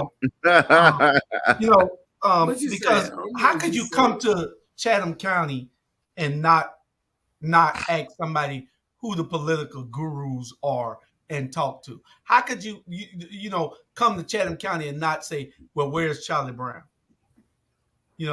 You can't go to a politician and ask them that, because they had to get people to help get them elected. So you go to the people who know how to get the votes, who know how to reach the people. But you come here every time, and you're talking to the exact same people in the exact same location. You're talking, preaching to the choir. That's correct. Exactly. That's correct. Branch out. Don't just keep going to, and I love my girl. I'm going to stand 10 toes down. But Stacy, if you're watching, girl, stay off from over there at the University of Georgia and come into our communities. Because there is more in Athens than just the University of Georgia. Athens is not just, we are Athenians too. And that have been her biggest, Tiffany, that have been her biggest problem on her campaign. She's going and trying to get votes in the wrong place. She need to go and get votes where she gonna get vote count. You right what you told her. She should take out of that. Well, here's the thing. She got non-smart people around her. You're fundraising well, but your votes are down. And I would be shocked. And y'all gonna be mad. I don't care. I don't give a doggone. But from somebody who gained 3% and beating an incumbent as a first-time newcomer in the state of Georgia, I know what I'm talking about. It is what it is. You ran a horrible campaign. And I'll be shocked if she wins next week. I will. I'll be shocked.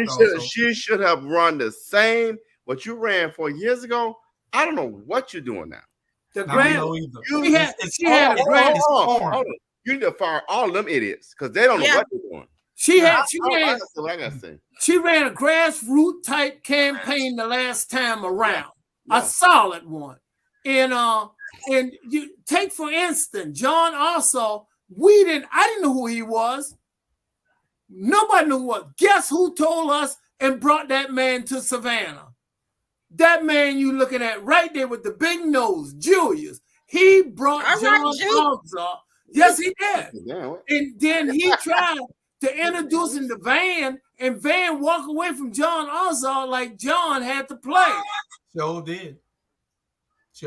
But now, every time Ossoff come to town, guess who Ossoff called? Ossoff called Van. He don't call Julius, but I'm the one brought him to town. It's okay. You put him on the map. I took him to the inauguration. And I'm going to tell all the Senate candidates this and all the state reps, all of them. Keep in mind, there's somebody that came with the 3% of beating an incumbent Republican. So, hey, Charlie, you know what I'm saying? My thing is this. Y'all got to stop getting humble and recognizing. And this is the thing. Let me clarify this. It ain't about no power struggle and all that. It's about this. When you got people like Julius and Charlie and Bernard and Tiffany who are boots to the ground, who listen to the people in the hoods and not just the people in the penthouse, that's what matters. I don't care about nobody in the penthouse. You eating. I got to make sure these folk down here eat too. Grassroots campaign and urban. I'm telling you, we going to go after them in that 5th district, Robert. We will go at them, okay? We're going to put enough signs. Signs do influence, but it don't vote. and we got substance behind the sign. That's what we got behind that sign. And you start campaigning now. You don't wait the day of the election. Because I can beat anybody with a strong team and a strong candidate. I don't need a dollar. Give me a strong team and a strong candidate. But if you give me a strong team and a strong candidate and money, unstoppable. This is another thing they're going to stop doing. And this goes straight out to Nikema Williams and the Democratic Party of Georgia. You're going to stop ignoring Jay Jones. You're going to stop ignoring Chatham County Democratic Party. And you're going to stop acting like we ain't pretty much. We delivered Warnock. We delivered Ossoff. And we almost delivered Blackman. But I guarantee you this. You keep ignoring us if you want to. We won't deliver no more. That's right. We got a long memory. What you say, Bernard? My thing is, y'all people who's running for office and everything, y'all need to stop. Y'all only want to deal with us when it's time to vote. Y'all don't want to deal with us when it's time for running for campaign or running for office. Okay, when you get in office and we put you in office, why don't you come on back there and have dinner with us? Why don't you say thank you? I appreciate you. Why don't you have a party say, I appreciate y'all, and y'all pay for everything. Okay? Bernard, and I hear exactly what you say, and guess what? If you give a man a ribbon or a woman a ribbon, they'll charge a cannon for you. I know where you coming from. Yeah. You got it? Yeah. You give a man or a woman a ribbon, they will charge a cannon for you. Mm-hmm. Yeah. That's right. So I always tell people, man, practice what you preach. If you don't go, it's just like lying. One thing I don't do, I don't lie. I tell the truth. And one thing I'm not going to do, I'm not going to lie to kids, because kids remember that. And guess what, my friend? Guess what? A lie you can't remember. The truth you always can remember. I don't care how long it's been, you remember the truth. Before I go, I want to compliment one person on the show tonight. And don't y'all get upset. Tiffany, I hadn't been a happy man for 2 weeks because I didn't get the opportunity to see you. I've seen people wear hats, and the hat try to wear them, but your hats do not wear you. You wear your hats. Yeah, and I'm gonna let you know I appreciate you, and your beauty is untouched by the late evening. I do want you to realize this. It's almost 9 o'clock. This is my grandma. This is my grandma hat. She passed. It'll be a year on the 29th, and so this is her hat. It's a throwback. I am so happy. I am so happy to hear that. But like I say, that you are wearing that hat. That hat is not wearing you. I hate you so much right now. Okay, Mr. Brown. She already in office. She don't need your vote. Oh no! God, I heard it's not about voting. I have to call it the way I see it. Her beauty is untouched by the late evening. Listen, we got 10 minutes left. What about the early morning? We got that's a different story. We got 10 minutes left. Is the Democratic Party weak, too weak? If you look on the world stage, do you think they're doing everything that they should? They just brought Obama out with 10 days left. They brought Obama out with 10 days left. What the hell are they thinking about? If you're going to bring the big guns out, you bring the big guns out and let them stay out. Yep. That's the only way you win a war. You don't wait till the end of the war to start trying to bring the big guns out. They brought Obama out with 10 days left. What's wrong with these people? It give the impression they're desperate now. Yeah, Obama should have been out, believe it or not, 4 months ago on the campaign trail. That's correct. Yeah. Rally the voters. And now people saying they are desperate. That's why he's out here now trying to pull him out of the water. He's a lifeguard. Yeah. Well, here's the thing. Jamie, y'all know who runs the DNC now is Jamie out of South Carolina. He ran against Lindsey Graham. Wrong person. The person who needs to be running the Democratic Party of America is Donna Brazile, a strategist. You need a strategist in that seat, and we don't have. And the person ain't scared to talk. You ain't heard nothing. Donna Brazile would be a good Robert. I didn't know you had an insight like that. Man, you have not heard anything from Jamie. I like Jamie, but you have not heard anything from Jamie. One thing the Democrats do, they're too soft. The Republicans don't care. They're win at all costs. They're telling lies about fake polls. Yep. They're still election deniers, and they don't care what they say. They're not scared of the public. So that's bad. Julius, you know what's interesting?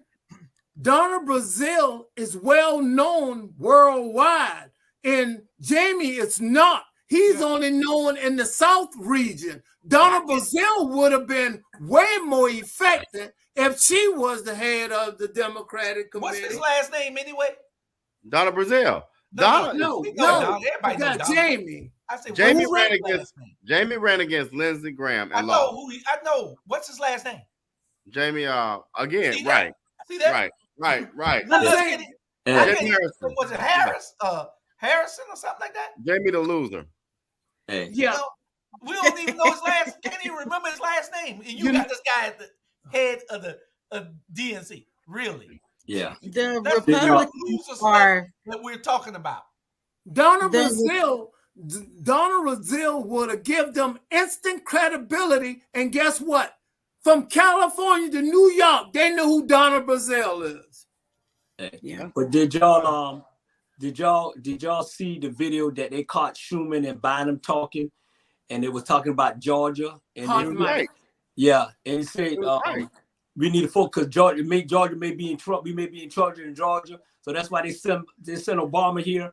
You know, they won't be in trouble if people go out and vote for Warnock, and let's call it a day and go out and vote, and we'll be okay. See, it's crazy. The problem is what I've been telling Julius and maybe some other people willing to listen to me. Stacey and Brian Kemp and Herschel gonna get the same votes. If Brian Kemp is that far ahead, that means Herschel be getting those same people basically gonna vote for Brian Kemp. I'm concerned about that. Mm-hmm. Well, I think Warnock's gonna be fine. I think. Okay. Hold on, Charlie. Hold on. Let me tell you why. Go back to when me and Daniel ran. We ran with Warnock, and also, you got to remember, name recognition, and you know this goes a long way. I didn't even make it to the runoff. Daniel did, but then when Daniel went to the runoff with Warnock and Ossaw, he didn't make it. Warnock has a pretty strong name. Stacey is just weak. Well, I think she's just being led wrong. Hold on. What you're going to see is people don't understand what we mean when we say vote down ballot. That's where people mess up. They're going to vote for Warnock, and then that's going to be it. In your race, you was a victim of fall off. They don't go that far down. Right. But I'm saying Herschel and Brian Kemp is not that far apart. And I'm saying the people going to vote. I've been concerned about this. People going to vote for Kemp. Since he's running by 5 points, they're going to vote for Herschel. And that's why they're so confident.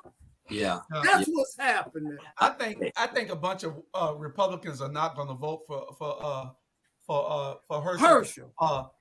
We forgot to give our Negro Please Award. Negro Please Award goes to this guy this week. Wow. Goes to this guy. That's so rude. He gets You're the talking Negro about Charlie Please Mayer. Award. And we understand. Lose my constitution. But he gets the Negro Please Award this week. Yeah. Anyway, guys, we'll get with you all later. And RG, we love you, and we'll be with you on Saturday. Yeah. And we and Julius, can I say this? The whole show and my family give the condolence to Robert about the loss of his father. And thank you for being a great soldier, because he is a great soldier. Yeah. And we're gonna say hopefully that we get a good turnout tonight for the young men's. Correct. That they be able to learn something, and like I say, we definitely say I could do it in RG, and hey, everybody go out there and support our black media, because at the end of the day, we keep it real, we keep it fresh, and we don't lie. That's right. And don't forget, like Bernard said, this event tomorrow, today, Wednesday, November 2nd, to 6:30 It's going on right now. Correct. Black Men Got Something to Say tour. It's by the Black Man Lab out of Atlanta. Great organization. They're opening a chapter here in Savannah. And let's do this, y'all. Come on down to Prince Hall right now.